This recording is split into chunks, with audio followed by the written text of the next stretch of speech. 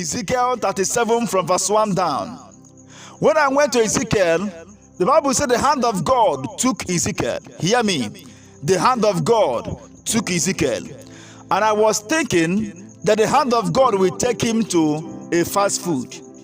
I was thinking the hand of God will take him to one of the happening towns. I was thinking that God will bring him to one of the latest hotels to enjoy himself. I was thinking that the hand of God will take Ezekiel to show him a wonderful house the Lord has built for him, or to give him the latest car on board. I thought that the hand of God upon Ezekiel, God will lead him to the highest bank, and then will introduce him as a bank manager. But I was surprised to know that the hand of God will come upon Ezekiel all the way and took him to a valley that was filled with dry bones. Not a valley where money is being buried. Not a valley that has all the treasures on the earth. But the hand of God came upon Ezekiel and brought him to a valley that is filled with bones. Somebody said to me, Pastor, if indeed it is God that brought me into this marriage, why am I still suffering? Somebody say, God, man of God, if indeed God has brought me to this town, why is nothing working for me? If indeed it is God, why is this thing not working like this? Somebody said to me, Pastor, I came to a foreign land by a mandate of God.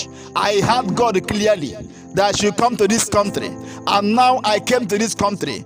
Everything is working against me. I can't pay my house rent. I can't pay my bills. Even to eat 3 times a day is a problem. And he said to me, are you sure it was God that I had? Hear me clearly. The hand of God comes upon you. God can take you anywhere. That you are passing through a hard time in your marriage, that you are passing through a trouble in your marriage, that things are not working the way you planned it, that things are not going the same way you wanted them to go, it doesn't mean that the hand of God is not in it. Many times the hand of God can come upon you and will bring you to a very valley that when you look at it with your ordinary eyes, you may condemn what you saw. But hear me, when God brought Ezekiel to that valley, men saw that valley as a wasted area. Nobody loved that valley. But when people look at that valley, they saw dry bones. But when the Lord look at that, no wonder the Bible says God do not see as men see. When God look at that valley, there were a mighty army in that valley. Bible said, God said to Ezekiel, you are only seeing dry bones, but speak a word over this valley. Out of these dry bones shall rise mighty men.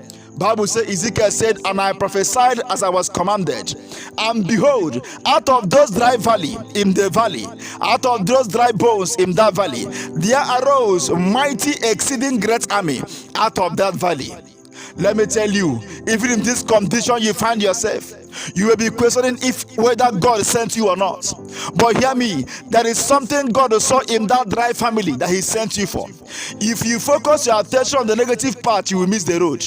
But focus on the eyes of God. Focus with the divine mission. There are army in that valley. Let me tell you, in that country you are, there are great treasure. Men may not see it. Others may be complaining and they want to run away. But hear me, there is a great treasure that God is sending you to. There is something mighty that your eyes have not seen yet, but God has picked it by his word and is sending you there for a reason. And I prophesy to you, may there arise mighty army in that condition. In the name of Jesus, you shall testify. You shall testify. Don't quit your faith. You shall testify. You shall testify. You shall testify. You shall testify. Bless you. My name is Pruner Onyeka. Oh, Onyeka. Go before me